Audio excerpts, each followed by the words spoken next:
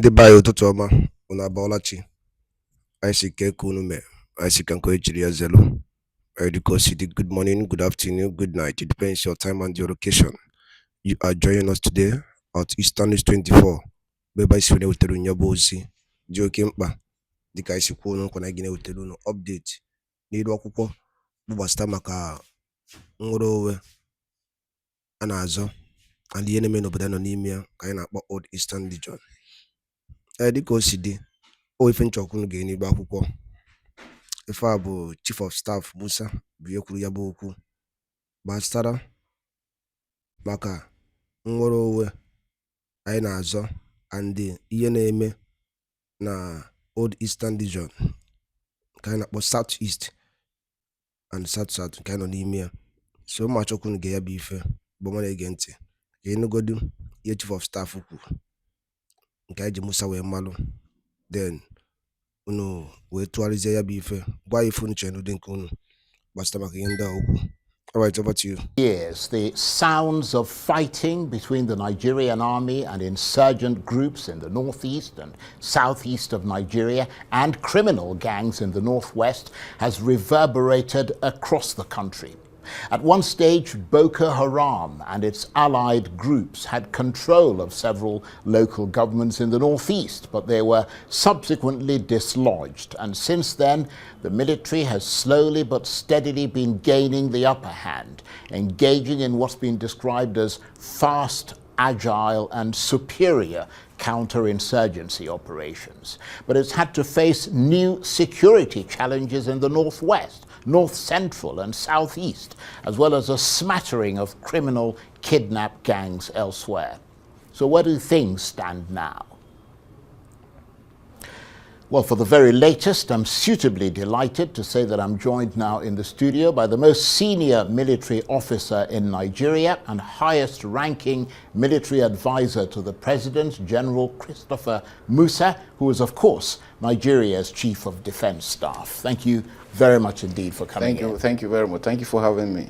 The Nigerian security situation has been quite a complicated story to follow, hasn't it? Because there are so many bits to it, from insurgencies to banditry, farmer-herder clashes, to the criminality of robberies and kidnappings. So it's a complex patchwork, isn't it? Fantastic. Potpourri of problems, yes. Challenges, challenges, challenges. But we're rising up to the occasion. Like when insurgency started, the armed forces of Nigeria has always traditionally been a conventional armed force. And over time, so it took us time to really be able to adjust. We're used to fighting countries. Now we have to deal from enemy within, and that makes it very, very difficult. Because the enemy equally understands that you are bounded by human rights. So he's always mixing within the public. So it makes it extremely difficult. If you make a mistake, there's an outcry against you. And so precision. That has to do with a lot of technology we don't have. So we're gradually trying to build up those capacities, and it's not been easy, but we're heading in the right direction. I can guarantee you that. So, I mean, you say heading in the right direction. Yeah. Where do things stand at the moment with all these battles that I just mentioned? I mean, let's start with the insurgency in the northeast. Yeah. Have you taken full control of the region, or you haven't quite done that yet? Well, criminality is something, there is no nation that is crime-free. So it makes it extremely There's difficult. a difference between an insurgency and just random crime. How it starts from criminality, robbery, gets to terrorism, gets to insurgency. When you defeat that, it comes down that line and comes back to criminality. So we're now in between criminality, banditry, and the last stages of insurgency. So you've pushed them back, but not out. Not out. It's going to be extremely difficult to say totally out. Right. Yeah, because it's not. There's never a situation where you have 100% crime-free society. It doesn't happen. Sometimes I think we beat ourselves a lot, making it look as if it is. Probably because we're not used to it. It's a new thing, and it's a new thing all over the world. Remember, the US was in Afghanistan for 20 years. They fought. But it's not their country, though. Yes, it would be it's a not little their bit country. different if you're But in it gave the them a lot. borders It of gave the them a lot United of freedom. States. It gave them a lot of freedom, and with the technology they have. Remember, the budget of the U.S. last year, 2023, was $858 billion. They produce the equipment. We don't. You know, so we're going through challenges. We have the economic issues we're having, and it's not only the military security. So we're trying with the little we have, and then trying to push up. Okay, so that's the Northeast. You've Yes. pushed them back, but not out. Not out. But to a place where you feel comfortable. They are now within, yes, now they are within the Lake Chad area, Right. which is almost like a different country. a different country. Right. Yeah, so to that extent, yes. Okay. For the Northwest, is a social malaise. Why I said so is kidnapping now has become business. You find families, brothers kidnapping sisters. Some individuals are even kidnapping themselves. And to some extent, that's a police job, isn't it? Good. Now, the new world order is unlike how it used to be. In the past, conventional, so the police had the privilege of handling what is going on within the country. Now, there is no difference.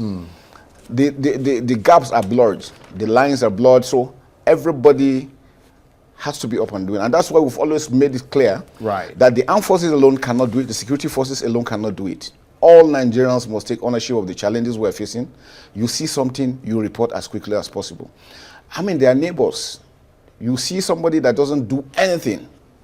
He's driving a flashy car, living larger than life, no place of income. But everybody keeps quiet. So it makes it, we can't be everywhere. So we need the citizens to take that ownership, to know that they have a responsibility too, to rise up and checkmate such things. And that's the only way it makes it a lot easier for us to work. And I'm happy with forums like this that will be able to highlight things we're doing and the need, appealing to Nigerians to also cooperate. We're getting that kind of, and that's why you see it's getting better. I think in the entire North Central, Northwest, Northeast, is really getting better. We came in last year. The present regime came in, and when we came on board, we realized these are the issues. We need to appeal to all the governors, all the stakeholders to be part of the success. And we are getting that support, and it's making it a lot. And that's why you see things are really beginning to pick up.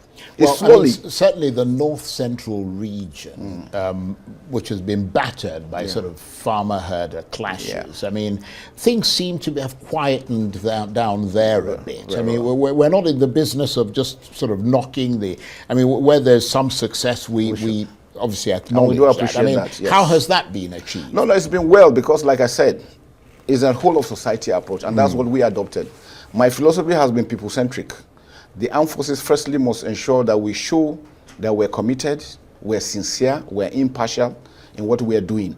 And that is what Nigerians have seen. And then people are now warming up. Now people are no more scared of reporting because they know that they will be protected.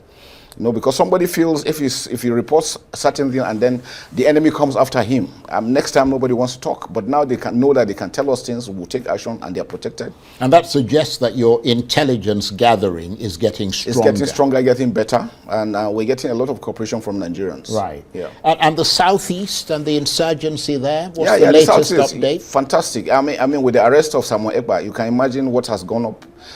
People are even speaking up in the Southeast now for the first time. The stay-at-home thing is now being watered down, and I'm sure it's going to stop immediately. We are working together with the governors. What we try to do now is to discuss with everybody, because we realize that fighting asymmetric warfare is about communication.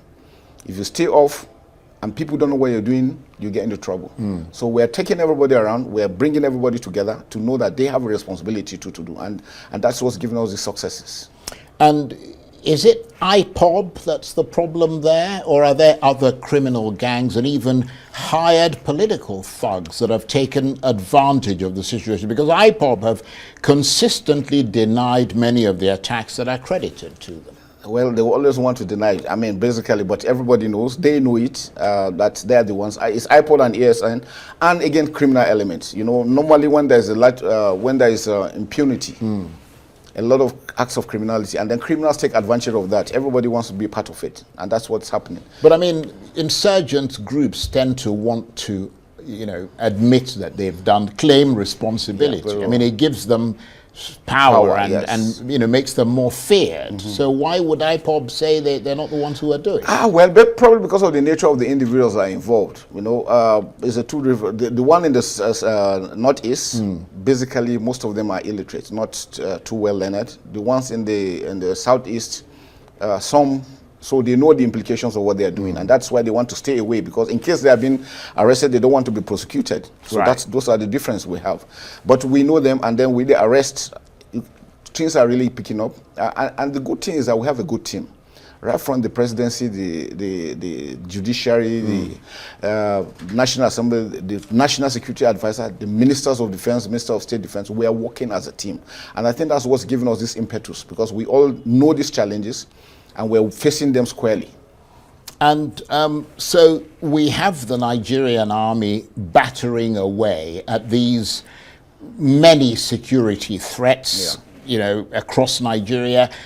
How much of these collective challenges weakened the Nigerian army? And are you able to give us a broad sense of the losses that the army has sustained as a result of these multiple conflicts? I mean, I wonder how much the army has been hobbled by them. The losses mostly on equipment, but the good thing is that you would have lost quite a lot of men. Men, yes, but not so much as to degrade our capacity and capabilities. But how just many, recently, roughly? I mean, Nigerians have a right to know. Yeah, we'll make that available. Now I don't have the figures. I don't want to speculate. Right. Yeah, we just at Depot Nigerian Army last week, we just graduated another 5,800 recruits. Right.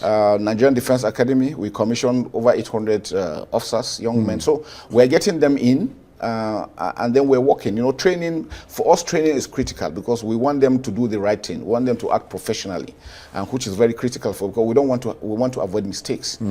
These mistakes also cost us a lot, and it affects the morale of the troops, which is critical. If the troops are not happy what's going on, it's going to affect their ability to perform. So indeed. It's very critical for us to do. But nothing has affected our morale. We're working very well. All our troops are being paid, their welfare taken care of. It's not enough. We still will need more, but with what we have, we're still projecting and will continue to do. And I'm sure that the president is equally behind us solidly, and that is one good thing that we have.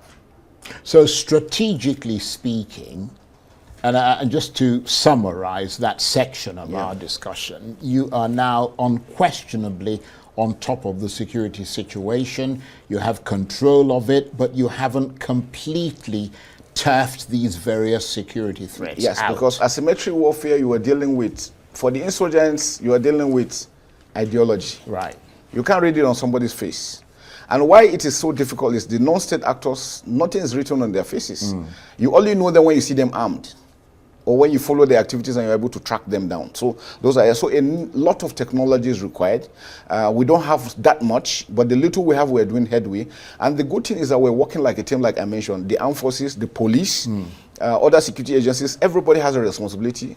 All our joint task forces have all the components of the security agencies, and everybody is playing his role. So that has really made it a lot easier for us, and that's why we're working together. And we've seen Nigeria go from being a key player in the West African sub-region to becoming, to some extent, less of a voice in determining the political direction in the region. I mean, a few years ago, Nigeria was leading the charge to restore democracy in Liberia, in Sierra Leone, even more recently in the Gambia. Yeah. But I mean, following all these military coups in the Sahel and the failed attempt by President Tinubu to intervene to restore democracy there, I mean, if Nigeria can take full control of its own security challenges, is that likely to restore this country to the front seat position when it comes to solving the insecurity and at least giving confidence? Yeah, I think Nigeria is still there. In Nigeria, in ECOWAS, Nigeria is still the country to deal with. Remember, the president is the chairman of ECOWAS countries, which is still very, very, is a good thing for us that we're doing that. And we're still playing major roles. As we speak, you remember we just finished the African military games. We had the Malian team, we had the Burkina Faso team, we had the Libyan teams. Nigeria is still a force to reckon with. We just need to do more. And as we speak, even when these countries are pulled out, we're still discussing with them. Remember, not long ago, I visited Mali, I visited Niger Republic.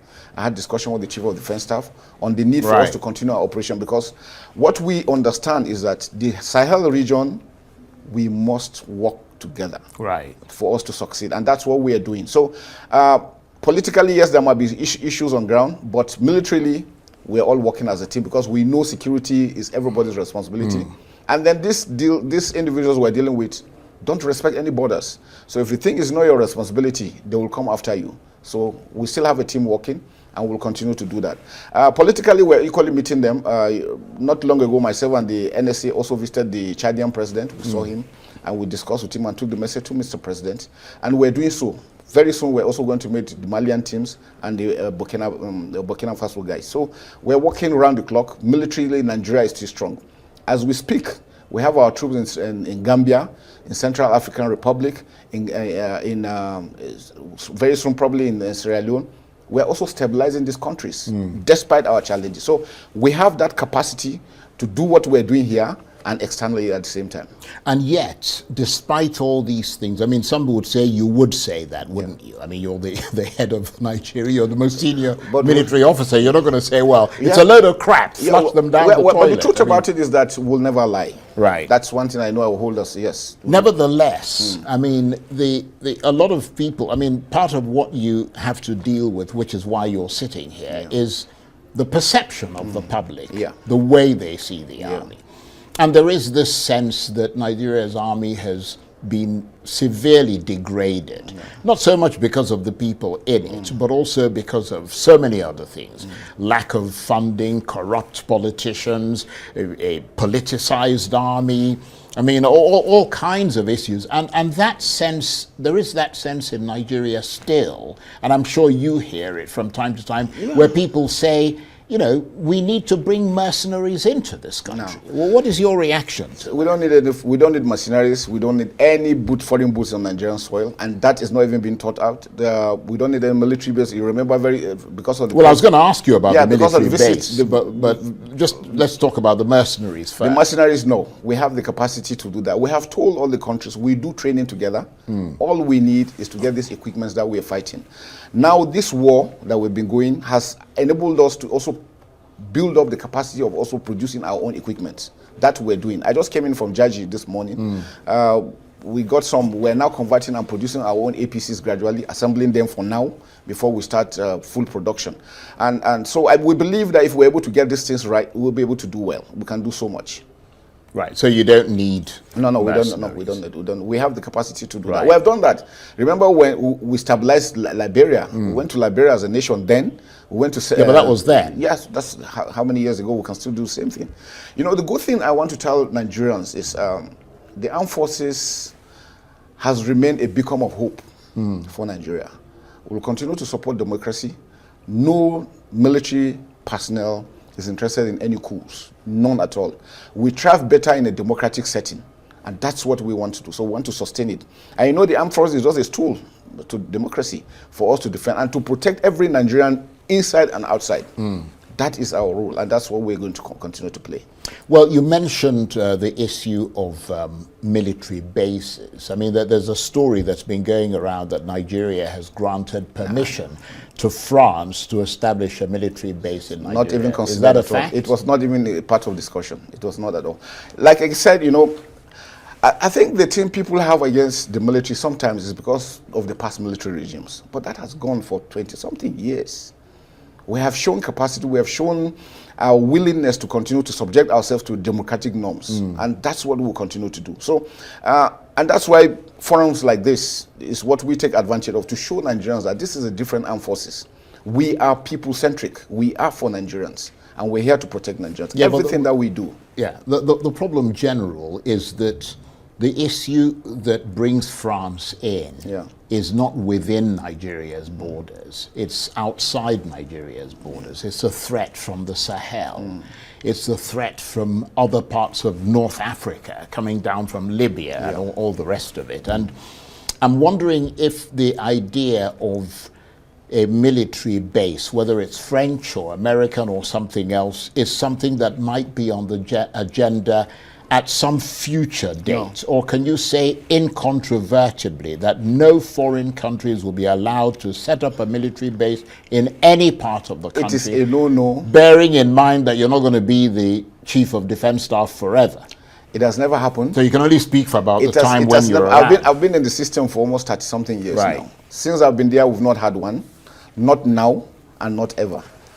All we want to do is to continue to train together. We can train together. We send our officers and soldiers to these countries. We have assisted them severally, even these so-called big countries. We have done so much.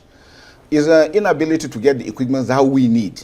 Even with our money, it's been difficult getting some equipment. And so we feel, and that's why I'm happy with Mr. President approving the bill on DICON for us to produce. Now we are partnering with a lot of original equipment manufacturers for them to come into Nigeria and produce in situ, because we know with a population of 200 million, the market is there. And then we can also reach out to countries, our neighbors, and that would be great for us.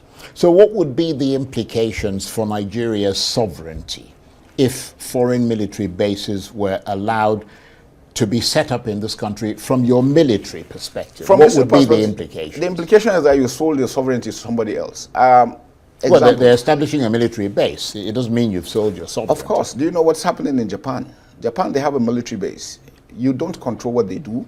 They don't follow your laws. You don't have any prosecutorial opportunity on any of them. You don't do that. And then what we know is that once you allow any of these foreign countries in, one, you know the dynamics in the world. You come to the West, the East takes the advantage, and then we turn the West, our region to a proxy war. Who wouldn't want that? We have enough challenges we're facing. We'll not allow any of them come in. All we need is we're going to cooperate, work together. We get the equipment, we fight our battles. Right. Okay. Well, that sounds very reassuring. Yeah. So we will obviously accept your assessment of that and you know, go with it. But let's talk about still the internal threats, because that really is it, not so much the foreign bases or anything like that. Who are the new group called Lakurawa? Lakurawa, they are not a new group. They've been in Nigeria since 2018. Well, if they've been in Nigeria, why have you allowed them to be in Nigeria? They didn't come as terrorists or as non-state actors. You know, this is what we see. Sometimes, how did Boko Haram start? When they started, we looked the other way around. If we had nipped it in the bud, we wouldn't have gotten to where we are today. So they came in, the communities invited them in, because, you know, we share about 1,500 kilometers border with Niger Republic. 7 Nigerian states, we have common affinity, common religion, common cultures together. So it's difficult for you to separate us. So some people from these areas brought them in as friends to come and stay. And armed people? No, they were not armed then. Right, okay. They were not armed. And then when they came in, you know, they told them that they didn't have any problem with them. Their problem they had was with Niger Republic. So they accepted them and kept them in, and then they were, you know, showing them, okay, the government is too far away. I'm here, I have some funds, I could give you money to do this, give you money. Gradually, they bought their way in. And then before they now turn around and say, okay, now you start have to pay for us being here, because they couldn't get enough funds. And that's where the problem started. It was only when that started that the cry came out. Right. So now we are reacting to that, and now I can tell you operations are ongoing. We're taking them out completely, and we're working together with Republic of Niger. We have 20 kilometers right of pursuit, so we can take them out into, because normally what they do is they go across the border, you put them the heat, they cross into international borders, and you leave them. But now we have that, we do that with Cameroon, Chad, Nigeria, and Benin Republic. So we're working on that, and I'm sure within a very short time it will be cleared. Right. What about things like oil theft? I mean, that's a big problem in this country. It is not only, I mean, it's eaten into this country's economy. And technically it affects your budget as well. So much. But a lot of the allegations there are aimed against the army. Well, let me say this. It's easier to point. You know, one thing I've observed is that the armed forces seem to be the fall guys. I mean, everybody does. If you want to blame anybody, blame the armed forces. Just throw us under the bus. Well, I mean, the local people who observe what is happening. Well, they talk to us. We live with these local people, and I can tell you, Mr. President 2-3 months ago gave us a mandate. He wanted us to restore production, and then we're about 1.4, 1.5, and we assured him that we'll do. Our target for this year was 2 million barrels per day. So far, we have achieved 1.8. Now, what is going on there is there are a lot of issues on ground beyond the ordinary eyes. I can tell you for free that the armed forces are doing everything possible. I can tell you. But is there an element of corruption? I mean, you've been very honest and straightforward with us. Is there an element of official collusion No by official. way of the army or possibly the navy or any of the If you other say official coalition, making maybe an arrangement from the headquarters for no, something to, no. What I mean is by people who are wearing uniform. There's a probability. There's a probability. But what I tell you But is I would this. have thought that you'd be more definitive. I mean, if you're there to tackle the problem, Yeah. you'd be more able to tell us definitively that there is a problem here, and we're trying to sort it out. Definitely there's a problem, but not to that extent that it makes any big difference. What we do is that we have standing court martials all over the theaters. Any member of armed forces knows that if he's arrested... Have you court-martialed any of them? In the past, yes. But as of recent, we made sure that everybody is above board. Right. And that is working very well. And I can guarantee you that what we're doing now is a lot better. We're getting it right. We've centralized our operations, because then why it was easier was because a lot of people were operating in silos. Right. So they had that ability to be able to do things unchecked. Now we have a central joint task force, central monitoring team that is watching everybody operating within that general area. So we're seeing everything, and then action has been taken. And is that what you're doing now that you weren't doing before? Yes. Now we're doing it more holistically and more realistically. Right. Yes. Okay. What about this nettlesome question? The issue of the missing Chibok girls. Yeah. What update can you give us? Is it over? We should forget about them and that's it? No, they're never going to come home? No, it's not over. I was in the theater. I was able to recover 11 of them.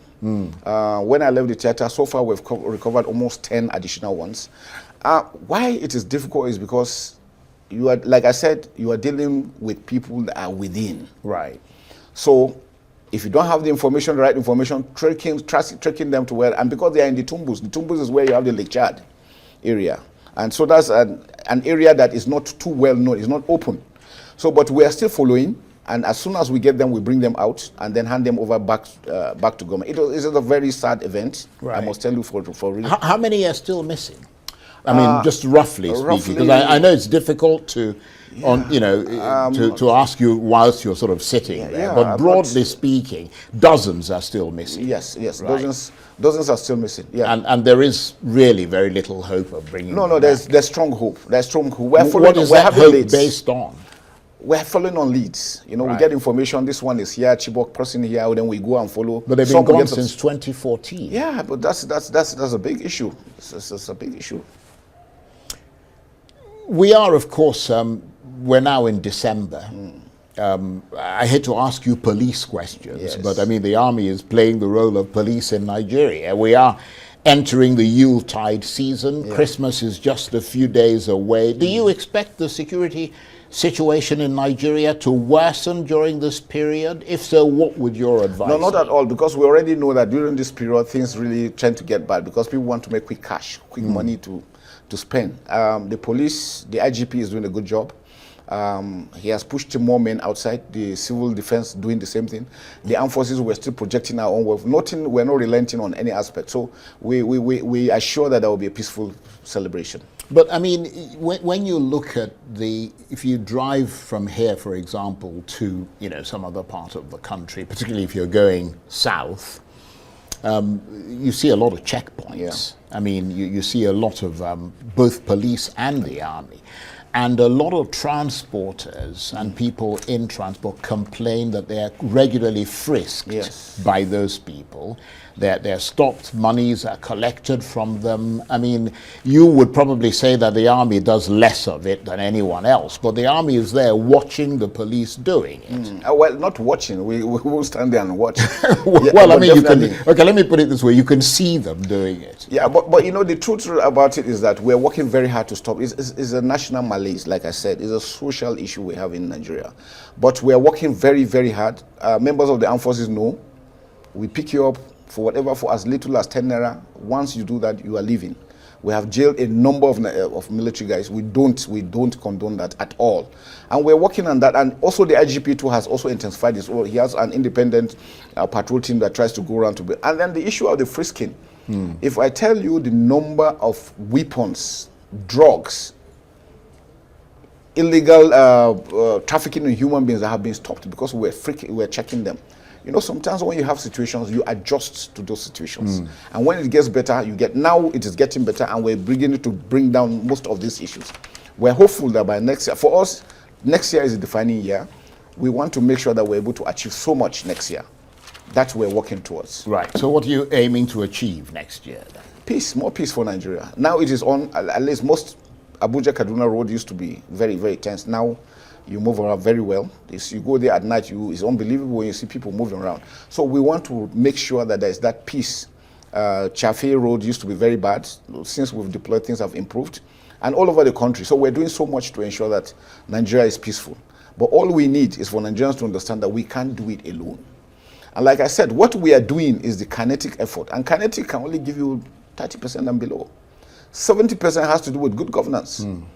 Justice, equity, and fairness. These are the things that will mitigate and reduce this to the barest minimum. We have freed a lot of areas. Once people don't feel they don't have water, electricity, no roads, it's difficult. A hungry man is an angry man. So whatever it is we're doing, as long as they can't eat, they can't go to school, it's difficult. So that's why I say that it's important that we must, as a society, come together to make sure that these things are provided, and it makes it a lot easier. That's a very important point you've made there, and I think a lot of people would be very happy to hear you say that, because you're saying what many people believe is the truth in this country, which has nothing to do with politics, and all the rest of it. Yes. And but you never really get the chance to say those things, do you, to the powers that... No, well, as the Chief of Defense Staff, I'm in between the military and the civil.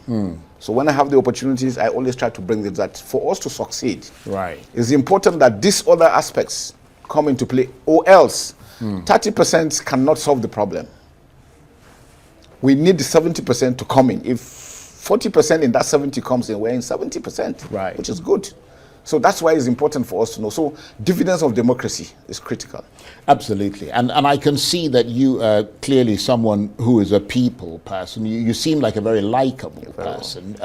Talking to you, you don't have that kind of ramrod, stern military look. You sort of mean, you seem like an approachable person. We are people-centric. So yeah, well, that's the way it ought to be. And if you are people-centric, the question a lot of people from the southeast of Nigeria will ask you is, why are there so many roadblocks in the southeast? You know, the terrain. We operate based on the terrain. If the terrain is open, it's less. If the terrain is closed, it's more. Because if you don't do that, you give the ability of the enemy to move around freely. But there is the same kind of terrain in the southwest. There is the same kind of terrain in the Midwest. Southwest, what is the threat level? The threat level isn't that much. So that's the issue.